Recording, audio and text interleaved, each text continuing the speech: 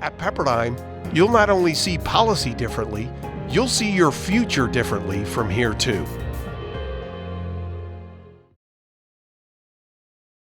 Now I'd like to ask you to stand for the Pledge of Allegiance, which is a tradition here at the Reagan Library. I pledge allegiance to the flag of the United States of America and to the republic for which it stands, one nation, under God, indivisible, with liberty and justice for all. Thank you. Be seated. My name is Joanne Drake, and I am honored to be the Chief of Staff at the Reagan Foundation. It's a great pleasure for me to welcome you here today on this very special occasion. Last year, we almost had to cancel the event, unfortunately because of fierce wind and fire, but we came through. This year it seems a little calmer outside, although I will say it's quite warm. We're thrilled to see all of you here, and we thank you for coming. We hope you'll come again in the future years, because we hope to host this lecture for many years to come. My job is an easy one today. To introduce our esteemed lecturer, I'd like to hand off the microphone to our very dear friend, Dr. Jim Wilburn, the Dean of Pepperdine's School of Public Policy.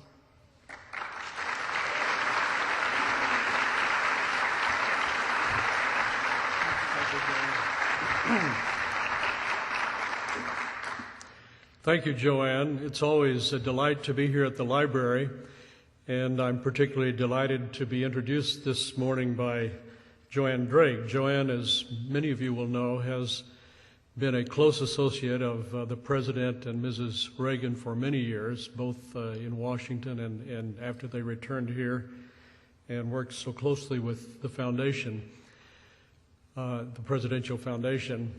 And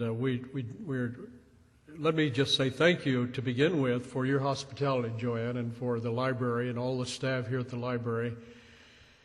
I think we've got a great group of people at Pepperdine who stage our events, but I can tell you when you put them together to work with the great people that are here at the library and their events, it's just a winning team, and we really look forward to this opportunity every year. I'll make my comments very brief. This is a part of our school year that we anticipate every year with a deep gratitude not only to the library, but gratitude for the opportunity that it gives us and our students an opportunity to affirm the direction and the mission of the School of Public Policy at Pepperdine. It also brings together people of compatible mind in the library and Pepperdine, Ronald Reagan, our students, because all of them have had careers and lives and values and intentions that are not only compatible, but in many ways fortuitously intertwined. One of our previous presidents, I just decided on the way over here to mention this, Bill Bonacci, who some of you will have known from many years ago, who was president of Pepperdine when we actually opened the campus at Malibu. Many people have forgotten that for its first 35 years, Pepperdine was in South Central Los Angeles, and then operated two campuses for some years, and eventually moved our headquarters to Malibu. And he has written, is in the process of writing the story about how all of that took place. And last night, before I went to bed, I read one chapter out of his manuscript, which is entitled Ronald Reagan and Pepperdine. And there's a whole chapter because he was so indispensably involved. I say indispensably because I don't think that we could have done what we have done without his encouragement and his involvement. Pepperdine University was a college.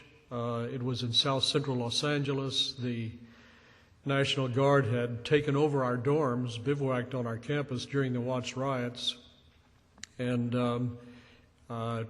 the college was without any endowment. We were virtually broke.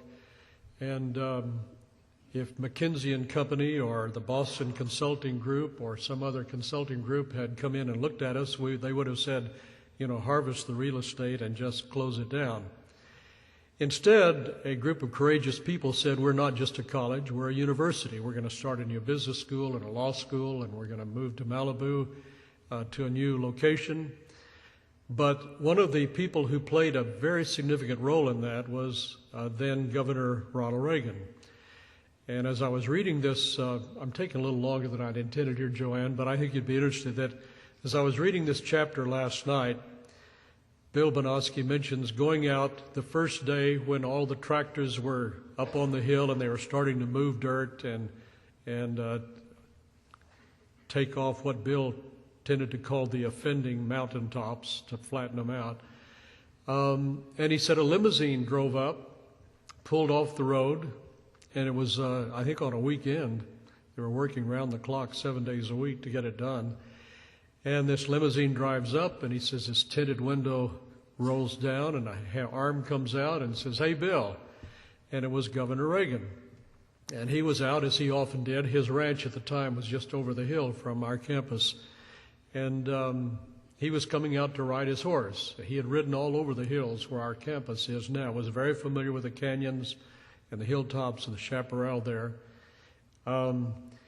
And I mentioned that not just to say that he was nearby and interested, but also to remind all of us at Pepperdine that when the announcement was made to build that new campus, the speaker for the occasion was Governor Reagan. And the crowd overflowed we filled up Century Plaza Hotel and had to have a second group at the Beverly Hilton. So we filled up 2 complete ballrooms that night and announced what we call the birth of a college. Later, the president returned after he was governor to dedicate the new campus and to christen our undergraduate college, Seaver College. And then after he returned from the White House, came and spoke to our students, and our students gave him a surfboard. I think it was called Surfboard 1 or something. But all during that time, there were numerous occasions when we needed some help with some project to make sure that we got open on time, and Governor Reagan was very instrumental in that and was always deeply encouraging of it. And I think Eureka College beat us to giving him an honorary degree, his alma mater, but we were the first one after his alma mater who gave him an honorary degree at a time when it was not popular to be a governor of California on university campuses in general. We're here today to listen to our annual Ronald Reagan Professor's Fall Lecture at the library. And I won't belabor the potentially lengthy introduction for James Q. Wilson. Many of you will know of his past experience and his current work as a writer and as a scholar. A couple of decades at Harvard and another decade at UCLA, and then he agreed to help us to found the School of Public Policy at Pepperdine, and serves as a guest lecturer at a number of our classes on a number of themes where he has done scholarly work, and to provide our students with the opportunity to interact with him. He has been on several presidential commissions, including serving President Reagan, the author of over a dozen books, and his topic today I've discovered is of great interest, the genetic implications of political thought. So at this time it's my pleasure to introduce to you Professor James Q. Wilson, the Ronald Reagan Professor in the School of Public Policy at Pepperdine.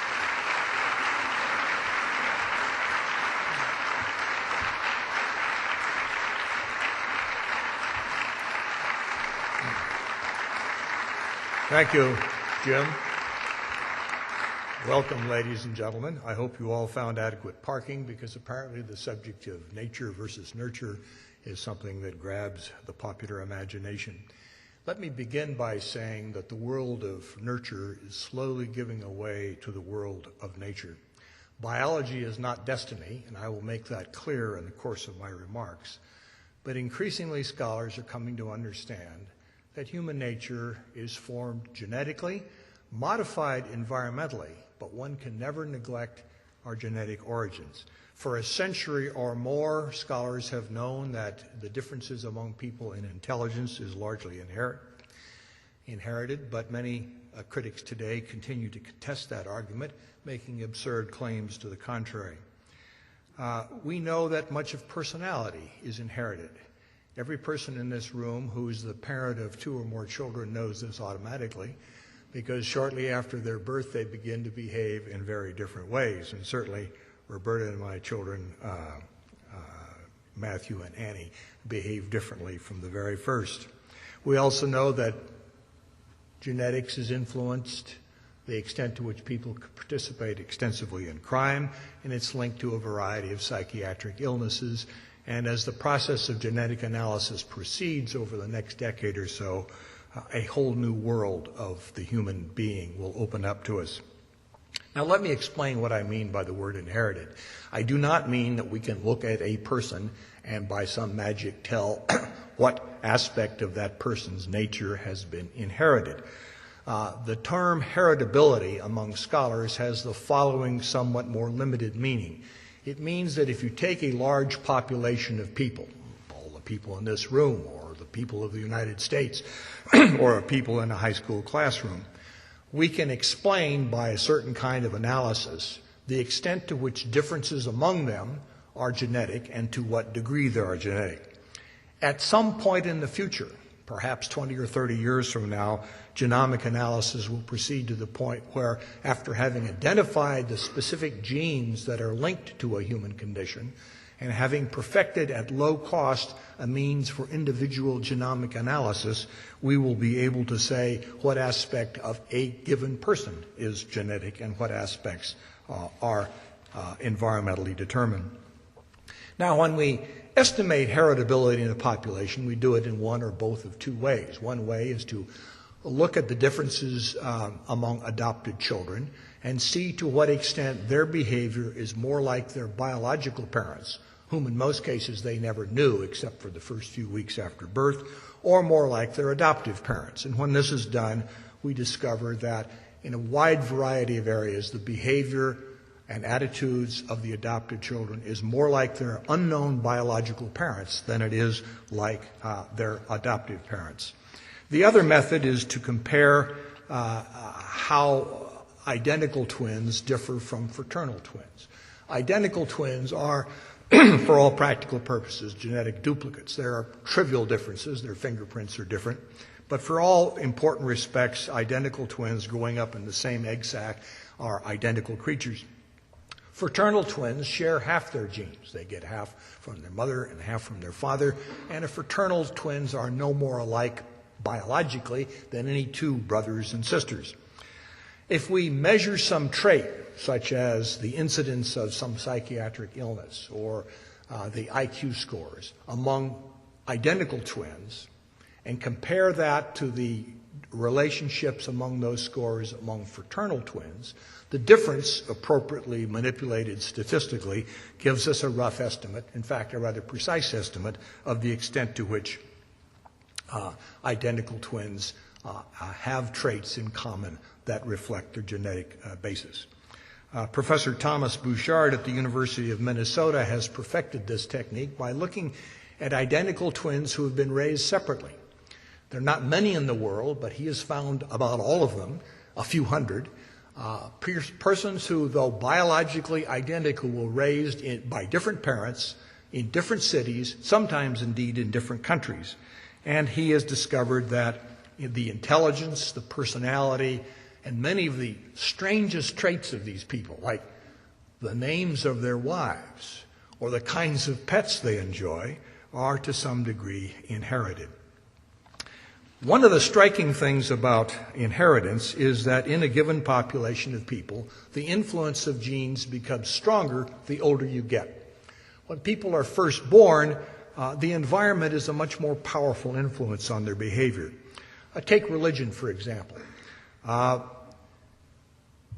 what parents teach them as they're very young influences profoundly what kind of church or synagogue they may join. But after the age of 20, parental influence tends to decline powerfully, and genetic influences become much stronger. This doesn't affect their relationship to a particular church or synagogue, but it does reflect the extent to which they believe in God. It is not membership in a church, but faith in God that is largely influenced by genetic factors. The same thing is true for intelligence. When children are first born, we can discover after they're about 4 or 5 years of age, the extent to which their differences in intelligence are inherited. But as they get older, the influence of genes grows, so that by the time the average person is 26 years of age, all of their intellectual ability, not some of it, but all of it, reflects their inheritance. Now, this shouldn't be surprising to people, especially if you're the parents of children, because you watch children grow up, you notice they're different, you struggle with their differences, you praise their differences, but you're deeply aware of them.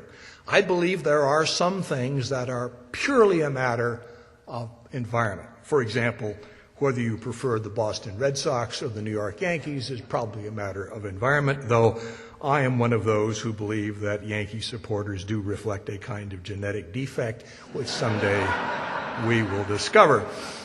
And I suppose your allegiance to the Dodgers or the Angels may be the same. But anything much more serious than that has a genetic influence. Now let me turn to political beliefs. I'm not arguing that there's such a thing as a Democratic gene or a socialist gene or a Republican gene. I'm talking about the extent to which one's general orientation toward politics, their ideology, so to speak, how they think the government does work and how they think it ought to work, reflects genetic influences. 3 political science professors, John Alford, Carolyn Funk, and John Hibbing, a few years ago published in the American Political Science Review a study of a large number of twins done both in the United States and Australia. They administered to these twins something called the Wilson-Patterson scale. I am not the Wilson who is the author of this scale. It is a scale that asks people to indicate whether they agree or disagree with certain words or phrases, such as death penalty or school prayer or pacifism or gay rights. They then compare the similarity of these responses among identical twins with the similarity of these responses among fraternal twins, and taking together, and after doing the suitable mathematical analyses, you discover that genes account for about 40% of the differences among people in their orientation to politics, as measured by the Wilson-Patterson scale. By contrast, the extent to which they're a Democrat or a Republican has no genetic basis at all. That's something they acquire from the environment. But the influence of genes on their political views, though not their political membership, is quite clear. Now, there are questions you can raise about this method of twin analysis. You can say, well, suppose identical twins are raised alike because the parents, noticing that they're identical, treat them alike, dress them alike, give them games alike, put them side by side in the same stroller so that in effect their environment is the same. Under these circumstances, how do we know that genes make a difference? Well, there's several answers to that question. The first is that many parents do not know whether their twins are fraternal or identical. They may think they're identical because they look alike, but the only way to know whether they're identical is to do a particular kind of test, a karyotypic test, in which you actually discover whether their human cells reflect the same genetic origin. Many people have identical twins who they think are fraternal, and fraternal twins who they think they're identical. When scholars go in and clarify the results, point out that they've been raising fraternal twins as if they're identical twins, treating them alike, dressing them alike, etc., we can then discover that when the true genetic relationship is known, the extent to which the genes affect their behavior is as before. That is to say, identical twins are more alike than fraternal twins. Another way of doing this is by the technique that Thomas Bouchard at the University of Minnesota has perfected, studying identical twins who have been raised by different parents. And in that study, if there's a glass of water here, I will stop joking in a moment. If the identical twins have been separated and raised by different parents, this is a crucial test of the proposition. And we know that when this analysis is done, we discover that the average age at which the identical twins who were raised by separate parents lived together was only 5 months. This means that if you think the environment makes all of these differences, you have to imagine, I think I'm done now, you have to imagine that in the first 5 months of life, the parents can impress on these little babies their religious beliefs, their political beliefs, their personality, and the like. It's hard to imagine that this will happen. Following the research done by these political science professors, other scholars have shown that the influence of genes on political orientation, again, like the influence of genes on intelligence or personality, gets stronger as you get older. After people turn about 25, the influence of genes on their political ideology is at its strongest. Genes also influence how frequently we vote, political participation. I'm not saying it determines it. I will go on later on to explain the limits of genetic analysis. But a study done by some scholars at the University of California at San Diego about voting behavior in Los Angeles County. They compared how frequently identical twins vote with how frequently fraternal twins vote. They have a pool of twins from which they extract this information. And they discovered that genetic factors explain about 40%, 60% of the differences between among people as to how frequently they vote. Recently, 2 of these scholars at UC San Diego have made a major intellectual breakthrough. They have actually identified the genes that contribute to the tendency to vote in elections. One set of genes are those that produce an enzyme called monoamine oxidase, and the other is a set of genes that produce 5-HITT. Forget the labels. Trust me, the data are accurate. And if people have one of these genes, their participation rate goes up by 5%, independent of the environment. If they have both of them, it goes up by 10%, provided, and this is an interesting involvement of the environment, it goes up by 10% among those identical twins who attend church, but not among those identical twins that do not attend church. Now, if you think back about the significance of genes affecting our political ideology and how frequently you vote, certain things that have always been a puzzle to me in American political history become clearer. Forgetting about exceptional elections, such as the one that brought George Washington to office or the one that brought Lyndon Johnson to office, taking all presidential elections, the average difference between the winner and the loser was 4 or 5 percentage points. A winner gets 53%, the loser gets 47%. If the winner gets 55% of the vote, it's called a landslide election. Now you have to imagine why it is in a country as diverse and complex as the United States that the elections are not ever decided by bigger margins. Why isn't that some president wins 80% of the vote and his rival gets 20% of the vote because of the conditions they had to confront?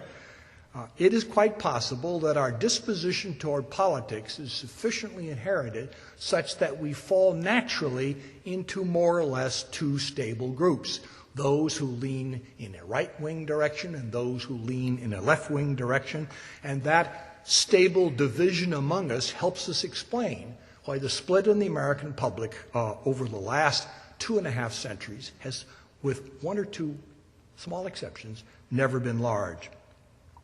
Now, this genetic basis of politics that I've been talking about probably represents an underestimate of the true effect of genes. And this is because of a common phenomenon. Men and women tend to marry each other because they are similar. People say opposites attract, but in marital life that's not the case. Men marry women who are like them, and women marry men who are like them, psychologically, if not physically. And as a consequence of this process called assortative mating, men and women with similar genetic traits come together and form a union, and out of that union, children are born. And this means that among ordinary siblings, or even fraternal twins, their genetic similarity is going to be greater than it would be if random men and women married, bringing together no great similarity in genetic background. If, because of assortative mating, if because likes attract likes, we're going to get an underestimate of the influence of heredity, because in the calculation of how we get to the figure of heritability, we have to assume that the fraternal twins are no more alike, that ordinary siblings or fraternal twins are no more alike than any two children plucked at random. But if they are more alike because the man and the woman bring similar genes to it, this will mean that ordinary siblings and fraternal twins will be more alike than we imagined. And so the influence of genes will be underestimated because we have failed to take this into account. Now, you might ask, well, apart from political participation, where a few scholars have found some particular genes, what are the genes that are involved in political ideology? We don't know. We haven't the faintest idea. Right now, there is an enormous public and private commitment to understanding the genetic basis of human nature.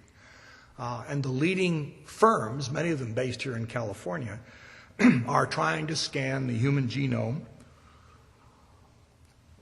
in order to discover what genes make a difference. Now, what they're looking for primarily are those genes that predispose people to certain illnesses. For example, the gene that makes my throat choke up every time I give a talk at the Reagan Library is one of those that I would certainly like to know how to correct. In this process, they've begun to uncover information about the likelihood that people will become susceptible to particular diseases. This is a controversial subject because it raises profound questions about, should you tell your employer, should you tell your insurance company, what are the rights and obligations that affect this knowledge? In time, I suppose, these controversies will be sorted out. But they're not looking for things that don't involve diseases, because helping people understand the diseases to which they're more susceptible is a much more profitable venture, because then they might be able to take preventive treatment, they may be able to swallow the right pills or have the right operations or avoid circumstances such that their exposure to these illnesses has been reduced. In time, this process will lead to understanding how genetic factors influence a wide variety of things having nothing to do with diseases, like intelligence and personality, religion and political ideology.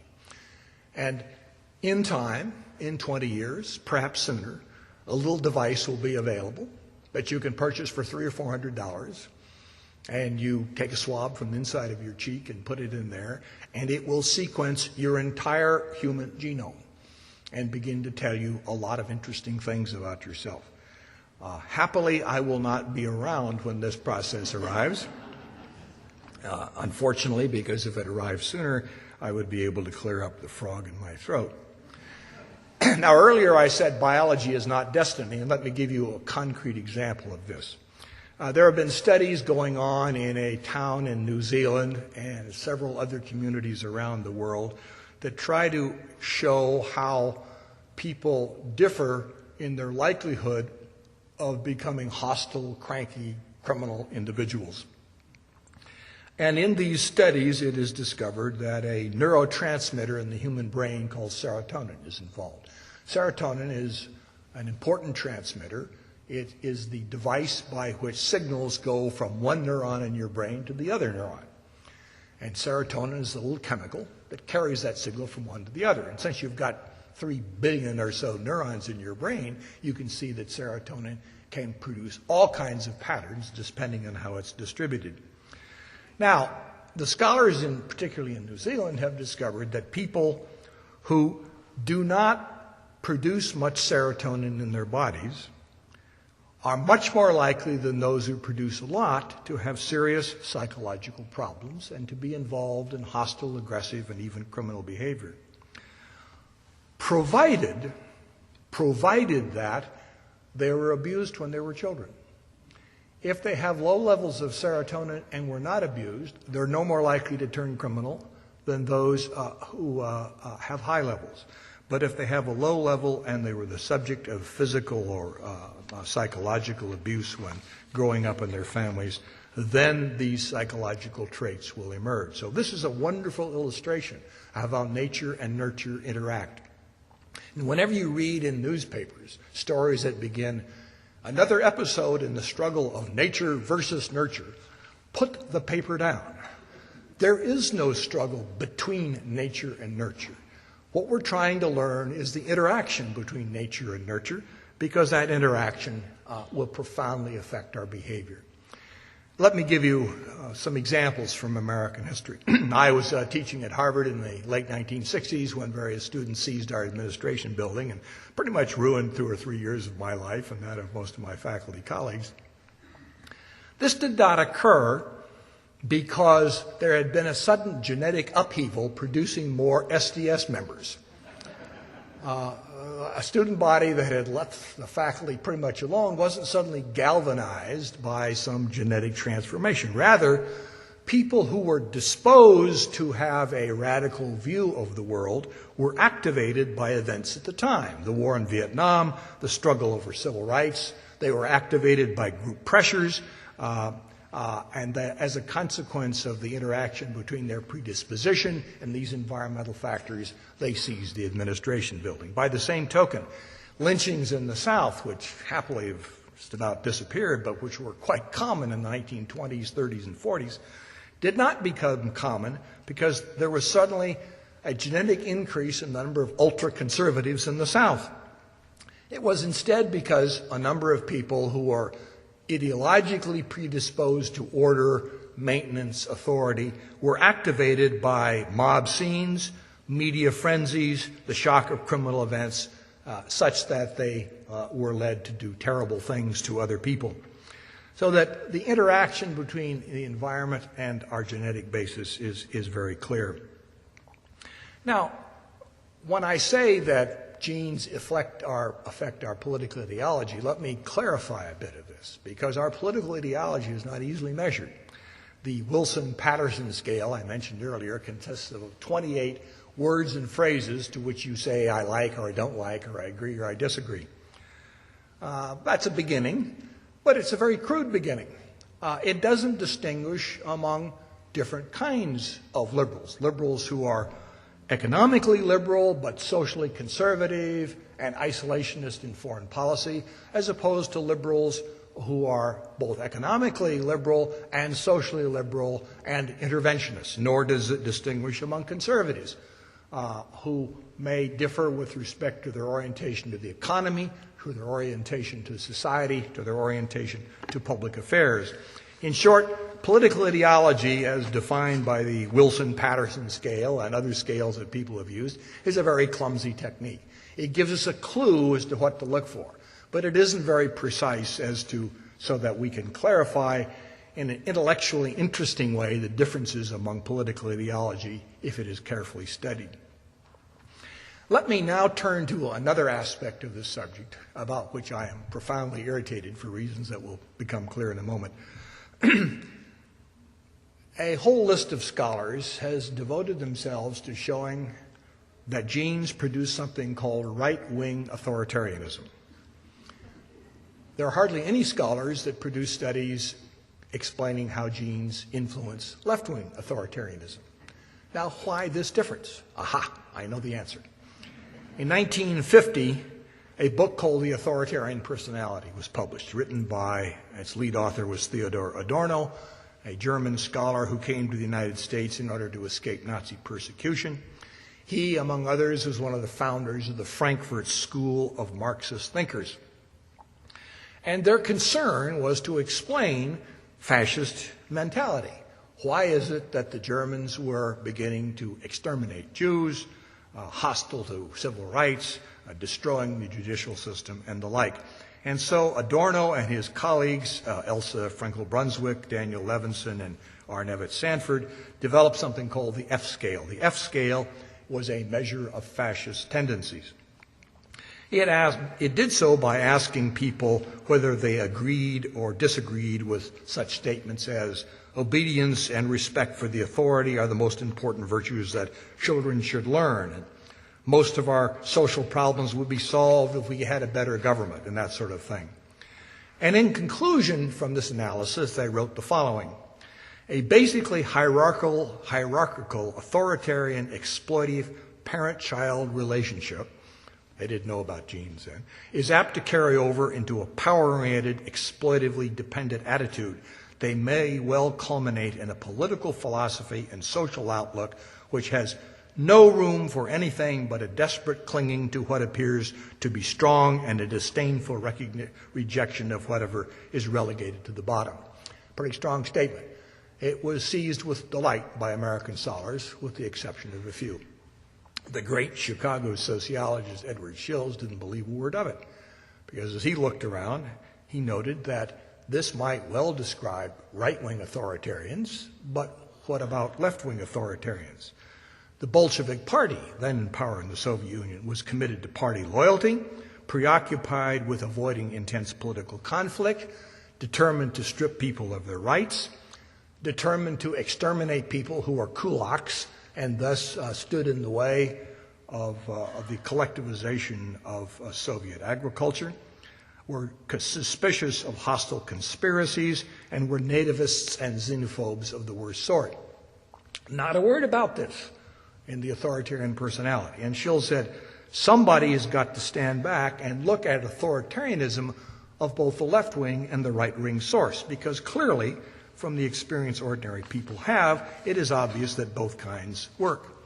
Let me come back now to Thomas Bouchard at the University of Minnesota, who's been a pioneer in understanding how genes affect behavior. He was the author of the study of identical twins reared apart.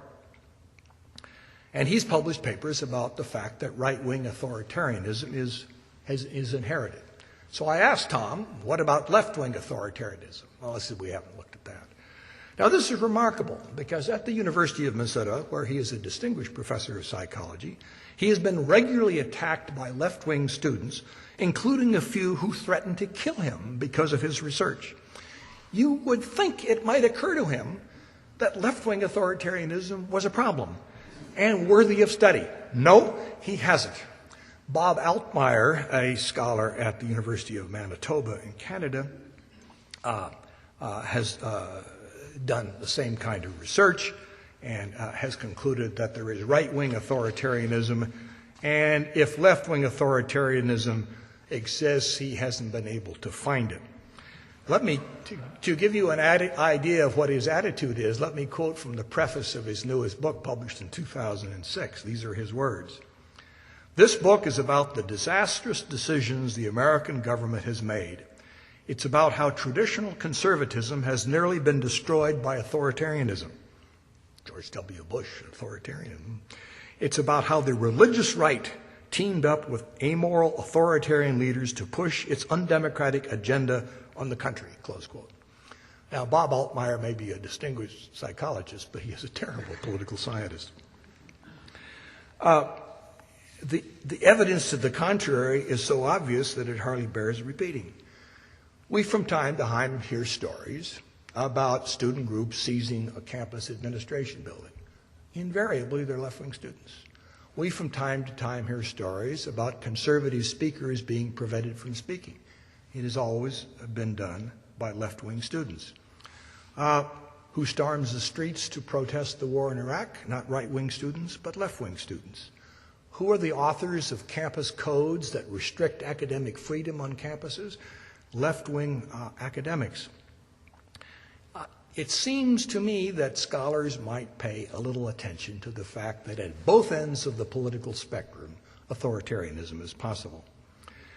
Professor Altmaier, when challenged on this, said, well, maybe it exists, but I don't know how to describe it. Well, happily, other people do. Professor Albert Mehrabian at UCLA, a psychology professor there, decided to invent a scale that would measure authoritarianism independent of one's political views. And he devised a questionnaire which he administered, as one usually does in universities, to your students in your class. asking them to choose between small governments that allowed a lot of personal freedom but might not redistribute income, and strong governments that did redistribute income and provided security but perhaps restricted personal freedom. There were lots of questions he devised. And he discovered that these questions identified left-wing authoritarians as well as right-wing authoritarians. And there was no relationship between authoritarianism, as he measured it, and their personality or political ideology or psychological problems. It was a distinct, politically neutral measure of it. Professor Mehrabian's essays are not cited anywhere in the scholarly literature on this subject. The problem of authoritarianism is a problem that it seems to me should be addressed more carefully. There is one study, one only, of left-wing authoritarians. This was a study done by two political scientists named Stanley Rothman and Robert Lichter. They interviewed a large group of radical students in the United States and in West Germany, back at a time when Germany was still divided. They also exposed these students to thematic apperception tests. These are the little tests that psychologists use. It shows a picture without a caption of one person doing something to another person, and you supply the caption. And how the caption is supplied and how the method of supplying it is calculated by the scholars gives you an idea as to your views of the world. They found that radical young people that they interviewed were not only more likely to engage in protests, that indeed is what made them radical, they displayed a strong need for power and control and tended to be narcissistic and self-centered. The Rothman-Lichter study is not cited anywhere in the literature on this subject. This does not mean that all radicals are authoritarians or that all authoritarians are leftist radicals. Some radicals are not authoritarian at all, and some authoritarians are quite conservative in their views. The one message I would like to leave with you, which for some of you will be an unsettling message, but I hope for some of you will be a reassuring message. In all of these studies, the influence of the parents on the behavior of the child turns out to be remarkably unimportant. There are exceptions. I mentioned that in the New Zealand community, if you, as a parent, abused your child and the child had a low level of serotonin, they were more likely to turn out to be aggressive and criminal. There are cases like this. But by and large, the influence of the parental environment on the ideology and behavior of children is remarkably small. The environmental influence tends to come from their friends. To put it in the language scholars use, the shared environment, the things that children have in common, which is by and large determined by the parents, is relatively unimportant. The unshared environment, which is what they don't have in common because they have different friends and different experiences, is what is very important. The unshared environment is 2 to 3 times more powerful than the parental environment in making the environmental contribution to the behavior of people. This may be discouraging news to those of you who have worked so hard to be good parents. My suggestion is that you relax. It is true you need to supply a loving and stable home, but doing much beyond that will not make much difference. Thank you.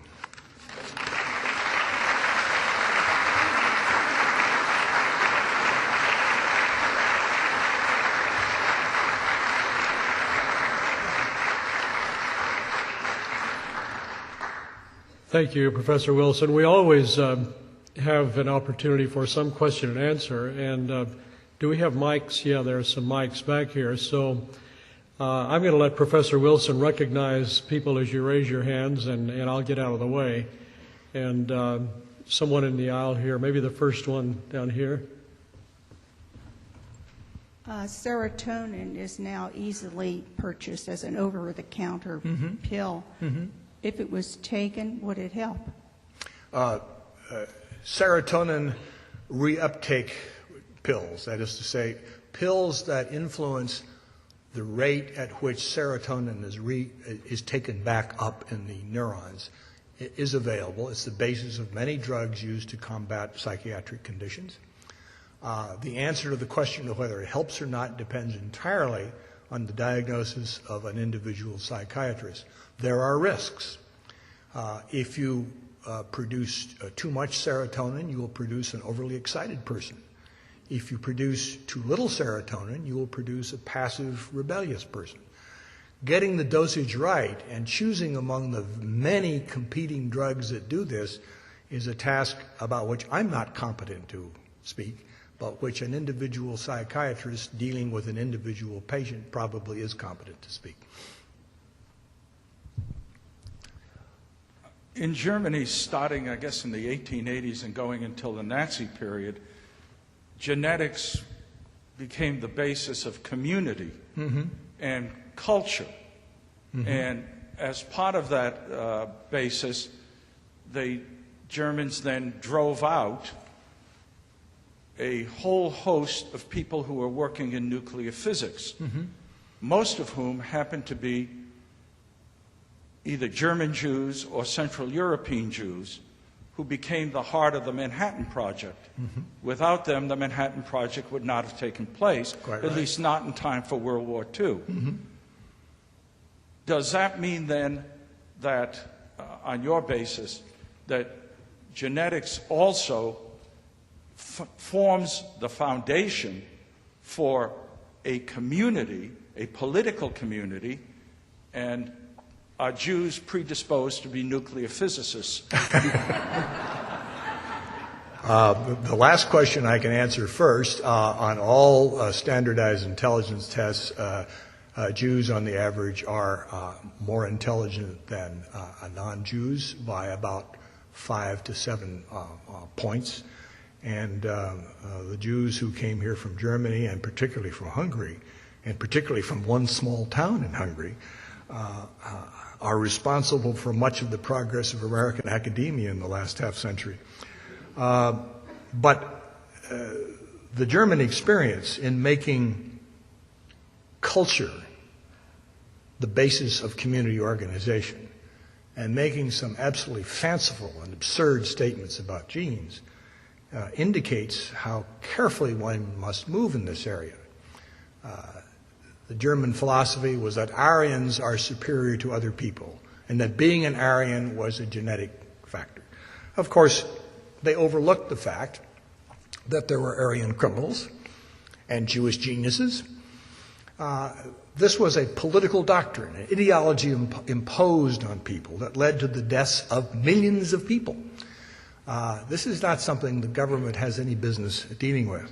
Happily for us, although unhappily for the Jews that did not escape, it made possible for us to have the Manhattan Project. You're quite right about that.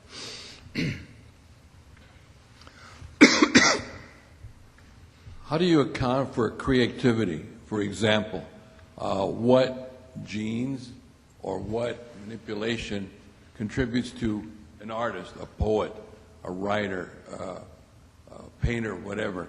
Secondly, as a manager of a company, how do you foster creativity among the employees? What is it that the manager does, or what is it that you can manipulate? They're all predestined to be. If I'm paternal as a manager, then obviously I have to develop more unsharing situations. So how do you foster creativity? You've asked two questions, and they're very easy questions for me to answer. I don't know the answer to either one. There have been no serious genetic studies of creativity. We know some of the psychological correlates of great creativity. Many people who are quite creative suffer from bipolar disorder. There is probably a relationship between the manic phase of a bipolar disorder and bursts of creativity. I'm not saying Albert Einstein had bipolar disorder, although he led in many ways a rather strange life, the greatest genius in the history of physics. But nobody has looked for this. And it's difficult to do because first you have to find a population of creative people and do an elaborate analysis of them, and the techniques for doing that simply haven't been invented. As far as creating creativity in your workplace, you have the same problem as I did in trying to create creativity among my PhD students. I'd stand there and wave my arms up and down and shout and yell, and nothing happened. Good luck, sir. Yes. Down here in the front, please. There's one after that here. Okay. Mike. Speaking of Harvard, back in about 1920, although Gordon Allport was there working out his trait theories, we had John Broadhouse Watson and his protege, B.F. Skinner, come up with behaviorism. Yes. And as you remarked at the beginning, nowadays, the joke that you kind of alluded to, that every psychologist believes in behaviorism until he has his second child. That was your reference there. Would you please comment on why behaviorism, which is bunk, lasted as long as it did? It lasted for over 50 years in the psychological community. Yes, you're quite right in your analysis. One of my closest and oldest friends, Richard Herrnstein, with whom I co-authored a book, was a student of B.F. Skinner. And I said, Dick, what's going on? And he said, Fred, that was his nickname, Fred Skinner believes that human behavior can be controlled. Give him a baby, he said, and I will turn him into anything you want, a psychiatrist, a statesman, a general, a physician. And he said, there was absolutely no evidence for this being true, but babies were being put in Skinner boxes in highly manipulative environments on the theory that they could be made into anything. This is taking the view that parents control their children to a ridiculous extreme. Happily, although it took a long time, psychologists have pretty much outgrown that. Yes, sir. Mike. As you reflect on what you've just told us, how does it influence your attitude towards political freedom and freedom of the will and being free to choose? Have you altered your views? Or? No, it makes my views about freedom to choose even stronger. It seems to me that people are the product of some combination of genetic experiences, peer relationships, and the like, and that provided they do not do a direct and palpable harm in other people, then I think freedom to choose is the answer. And the alternative, Fred Skinner's boxes and Nazi Germany show you what we can do if we abandon the idea of personal freedom. Sir. Thanks for that wonderful talk. There was one moment. Is this Mark? It is Mark. Hi, how are Jim, you? Thanks very much. It was a great talk as usual. At one moment, though, I was having a hard time following because two propositions seem not to fit together.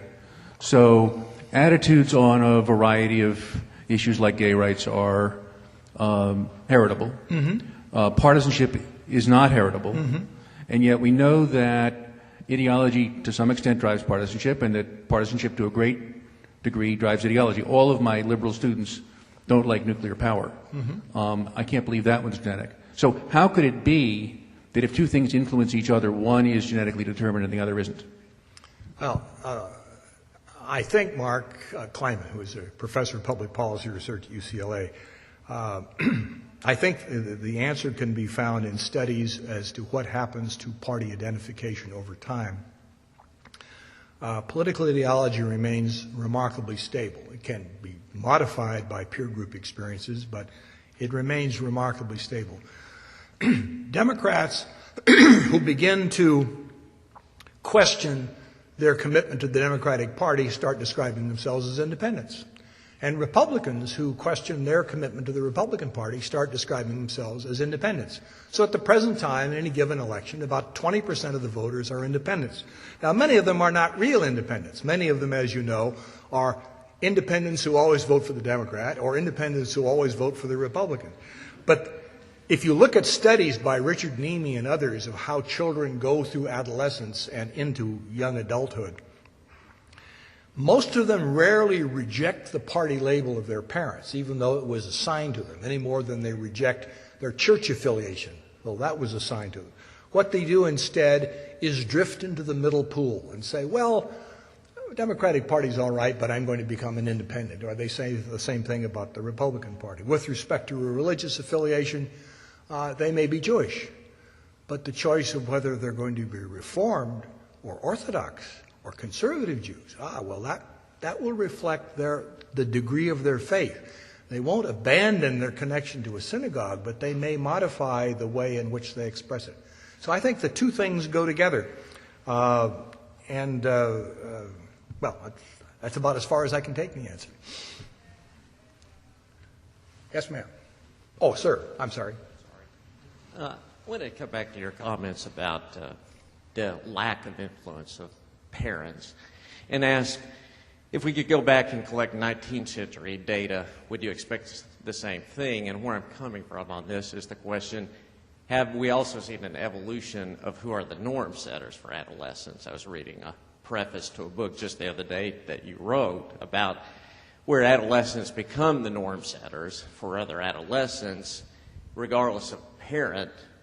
I would expect the influence of parents to become diminished. But if you could go back to a time when adults were the primary norm setters for young adults or adolescents, would you expect to see something different? I think you would. I think your analysis is correct. We don't have any data. When I was growing up as a young boy, boys wore short pants until they were old enough, and then they were allowed to wear long pants. Today, grown men wear short pants, trying to look like young boys.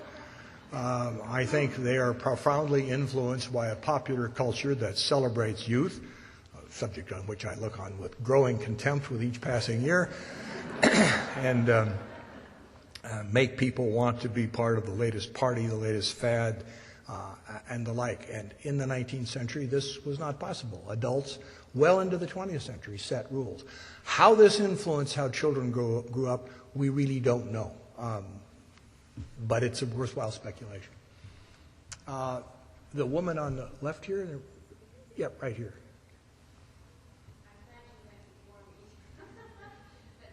Wait, phone's, mic's coming.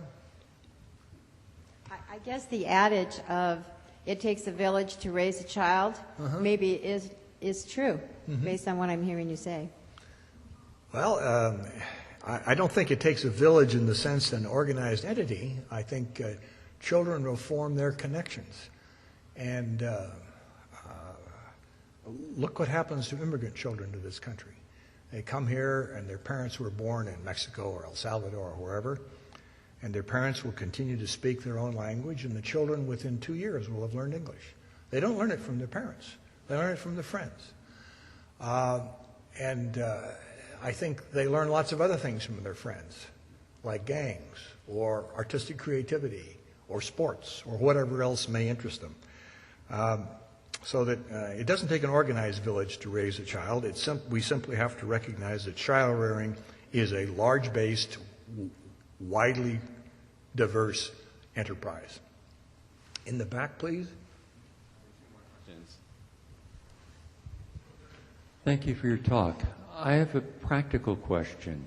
Because people, whether from nature or nurture, have certain views, and the word is they rationalize whatever their view is, be it Republican or Democratic, I choose to be more conservative in my view, and I think I'm more rational.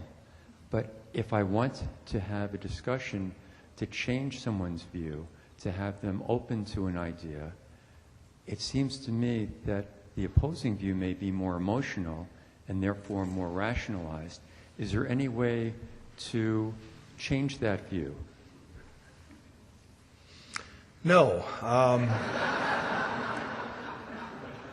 I've written another article, in fact it was the basis of a lecture I gave here a few years ago about the growing political polarization of the American electorate. I am convinced that we are, across the political spectrum, less on speaking terms than we ever were. Clearly that's true of Congress. Members of the Democratic and Republican parties in Congress scarcely speak to each other except in the most sneering tones. Americans don't. And conservatives think liberals are emotional and won't listen to reason, and liberals think conservatives are not only emotional but reactionary and won't listen to reason. Why has this polarization occurred? I think it's occurred because we have found a way in this country to make it very easy for people to be in contact only with people who agree with them. The internet, the blogs, talk show radio, the enormous diversity of political views you now can find on television news programs, that is to say Fox News and then everybody else, makes it possible to selectively absorb only those messages you want to hear, which builds up the confidence you have in your views and reduces the likelihood that you will take the views of other people more seriously. One more question? Maybe one more. Let's go back here. Thank you. Hi. I have grandchildren being homeschooled. How would the behavior of those children, as opposed with their peer groups, as opposed to children going to public schools, would a study of that show a little more influence of parents? Yeah. I think homeschooling is one of the most fascinating developments that's occurred in this country, and it involves millions of children. We're not talking about a small movement, and parents do it for a variety of reasons, for religious reasons, because they think they give them a better education, because they like having the kids around the house, or whatever. Nobody has studied what effects homeschooling as opposed to public schooling has on similar children. And I think it would be a fascinating thing to do, and if any of you are looking for a PhD topic to write on, that is a very good one. Thank you very much.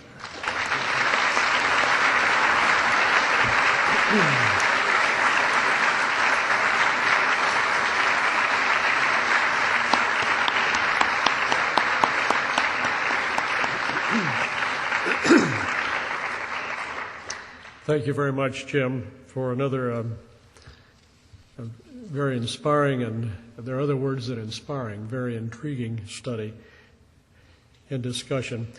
I'd like to express appreciation to someone who is not here today. She had hoped to be here, Mrs. Flora Thornton, who is one of our regents at Pepperdine and was very deeply involved in the founding of the School of Public Policy. And it was her idea to go to Nancy Reagan and talk about endowing a chair, a Ronald Reagan chair, in the new School of Public Policy. And Flora, in her generosity, she has been a big help to us in many ways at Pepperdine, but has taken a great deal of pride and interest in the Ronald Reagan professorship in the School of Public Policy, as well as other activities in the school.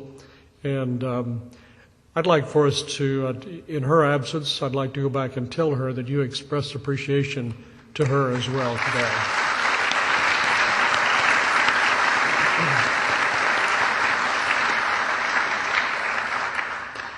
I would just mention in passing that you're welcome to come to a number of guest speakers that we have at the School of Public Policy. We have Michael Novak will be giving our annual Licata lecture, and a lectureship in honor of and endowed by Rosemary and her late husband Charles Licata. And Michael Novak will be speaking on October 7 on our campus on the topic of his new book, which has just been released. The title of the book is That No One Sees God. And there is a subtitle, something like The Dark Night of the Soul, the fact that whether we are believers or non-believers, we all have the experience of facing the unknown and the unseen. And it's a very reasoned and very compassionate treatment in response to a group that I call the Angry Atheists, Christopher Hitchens and others, inviting them to join as believers and non-believers in their search for a purpose and meaning in life. So that's on October 7, and if you're on our mailing list, you'll get an invitation to that, but we'd be delighted for you to join us. And then in November, and I don't believe the date has been set yet, Joe, for your presentation, but I think it's the third week in November, but I don't think we've picked a date yet. Our visiting professor this semester, Joe LeConte, who is teaching a class on religion and public policy, which is an area of his specialty, and many of you will have read his columns in various publications, is going to be giving a speech, and I think our title, Joe, is a conservative view of social justice. So these and others, we welcome you to come and join us at any time in the School of Public Policy. Now, as you leave, if you are interested in receiving a copy of Professor Wilson's comments today, we'd be glad to provide that to you. And but we need you to fill out, there's a little 3x5 card at the desk as you leave, and you can give us your name and address, and any other information that we'll need on that in order to provide that for you. Thank you very much. Joanne, thank you again for the hospitality of the Reagan Library and the Reagan Presidential Foundation. And if you haven't been by the Malibu campus of Pepperdine lately, our students there this past week put on our front lawn over 1,000 American flags, each one there to do honor over 3,000, what did I say? Over 3,000 American flags on our front lawn, each flag in memory of one of the people who died on 9/11. And I was telling Professor Wilson ahead of time that the thing that inspires me the most about that is it was the idea of students, and students were totally in charge of placing that demonstration of where our thoughts and our hearts and our minds are. Thank you very much for coming.